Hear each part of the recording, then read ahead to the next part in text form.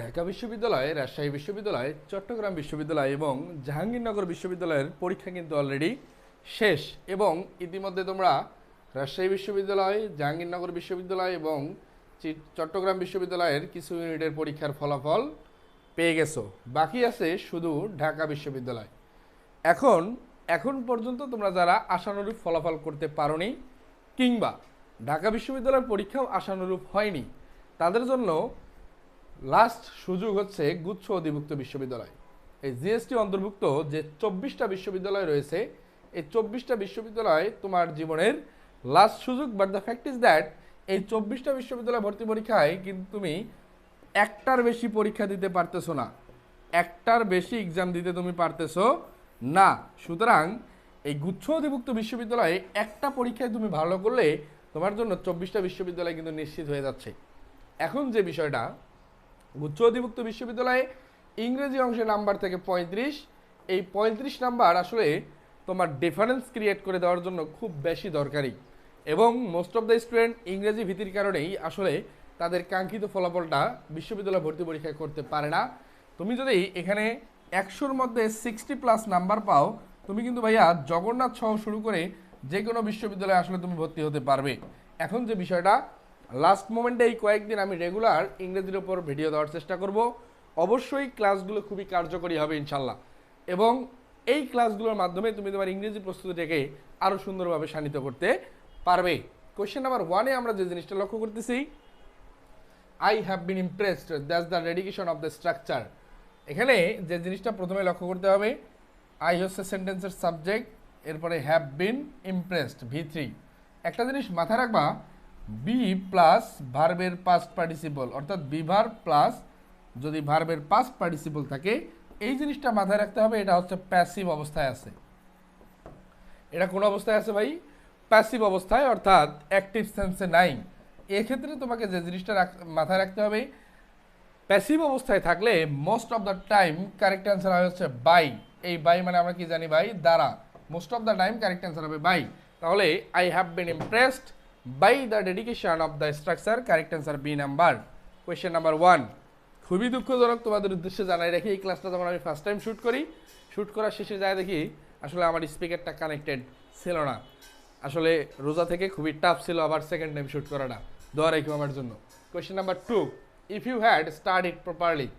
এখানে যে জিনিসটা লক্ষ্য রাখি, ইফ ইউ হ্যাড, ইফযুক্ত অংশটা কোন অবস্থায় আছে ভাই? Past perfect. কারণ কি? হ্যাড প্লাস V3, ইফযুক্ত অংশ আছে হচ্ছে পাস্ট পারফেক্ট। তাহলে পরবর্তী অংশটা কি হবে? সাবজেক্ট প্লাস উড কুড অথবা মাইট, উড কুড অথবা মাইট plus have plus V3।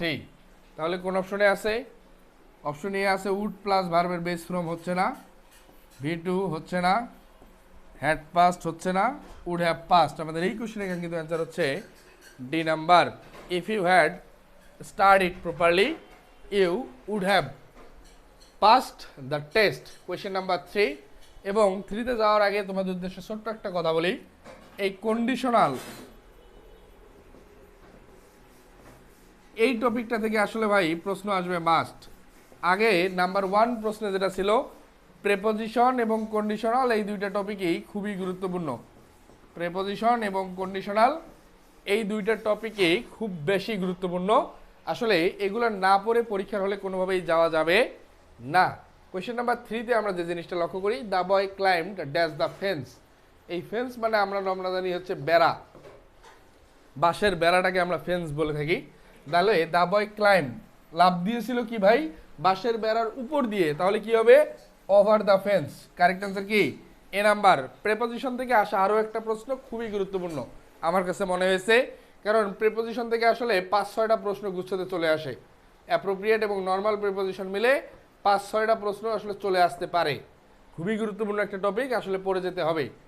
Across মানে মধ্য দিয়ে হচ্ছে না, ইনটু মানে কি মধ্যে। আসলে কি মধ্যে গেলে তো সে তার মানে শরীরে তো বেড়াটা ঢুকেই যাবে, এটাও হচ্ছে না। তাহলে correct answer over. Question number 4, I don't know why you are angry dash your friend. তাহলে আমি আসলে জানি না কেন তুমি তোমার বন্ধুর সাথে রাগান্বিত হয়েছিলা। বন্ধুর সাথে ইংরেজি কি হবে ভাই? With your friend. এই ব্যক্তির সাথে যখন বোঝাবে তখন হয় হচ্ছে উইথ। ব্যক্তির ক্ষেত্রে কি ব্যবহার করি আমরা? প্রিপজিশন। ব্যক্তির ক্ষেত্রে আমরা ব্যবহার করি হচ্ছে উইথ। কারেক্ট অ্যান্সার কোনটা আছে? C number. I don't know why you are angry with your friend. Question number 6, the Paralympics is a competition for the. আসলে খুবই একটা মুখস্থ নির্ভর এটা প্রশ্ন, যেটাকে আমরা ভোকাব বেস্ট বলতে পারি। কারণ কি? The para Olympics is a competition for ডিজেবলদের জন্য যে অলিম্পিক্স, এটাকে আমরা বলি প্যারা অলিম্পিক্স। এখানে কারেক্ট অ্যান্সার এই নাম্বার, ডিজেবল, DISABLED। সুতরাং কারেক্ট অ্যান্সার কি হবে ভাইয়া? A number, the para Olympics is a competition for the disabled. Disadvantage মানে হচ্ছে যারা অ্যাডভান্স থেকে, মানে যেটাকে আমরা বলি বঞ্চিত। ডিপ্রাইভড মানে বঞ্চিত, এটাও হচ্ছে না। ডিসকারেজড, এটাও হচ্ছে না। আমাদের এই প্রশ্নের কাঙ্ক্ষিত অ্যান্সার হচ্ছে এই number. Question number 6, I wish I were a bird. আসলে এইটা পরীক্ষায় আসলে আসার সম্ভাবনা খুব কম, এটা হচ্ছে বাস্তবতা। But the fact is that, তোমাকে যে জিনিসটা মাথায় রাখতে হবে, এই স্ট্রাকচারটা মাথায় রাখতে হবে। এই স্ট্রাকচারটা মাথায় রাখতে হবে। এই স্ট্রাকচার থেকে আসলে পরীক্ষায় আসবে। প্রথম অংশ যদি আই উইশ অবস্থায় যে আছে, প্রথম অংশ এই অবস্থায় থাকলে পরবর্তী অবস্থায় হচ্ছে ওয়ার বসে। ওয়ার মানে কি ভাই? পাস্ট টেন্সে বসবে। এই পাস্ট টেন্সটা তোমাকে মাথায় রাখতে হবে। তাহলে I wish I were a bird, কোন স্যার? ওয়ার। বাট আমি তোমাকে এই প্রশ্নটা যে কারণে দিয়েছি, এই স্ট্রাকচারটা ভালোভাবে মাথায় রাখার জন্য। সেন্টেন্সের ফার্স্ট ক্লোজ যদি আই উইশ থাকে, পরবর্তী ক্লোজ হবে পাস্ট। একদম ক্লিয়ার।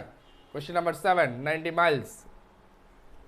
খুবই গুরুত্বপূর্ণ এই কারণে মোস্ট অফ দ্য স্টুডেন্ট এটা আসলে ভুল করে। 90 মাইলস যখন এখানে মাইলস দেখে মনে করে এটা প্লুরাল, এবং আমরা সাবজেক্ট ভার্ব এগ্রিমেন্টে যে জিনিসটা মেইনলি পড়ছি সেটা হচ্ছে সাবজেক্ট সিঙ্গুলার হলে ভার্ব সিঙ্গুলার,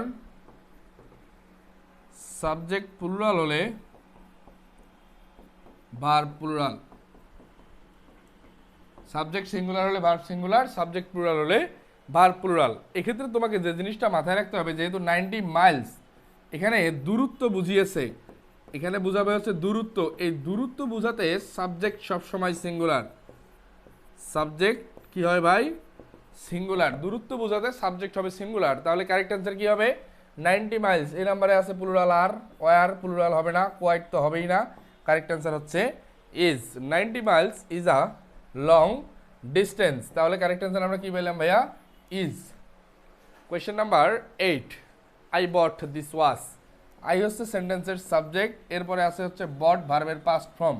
দিস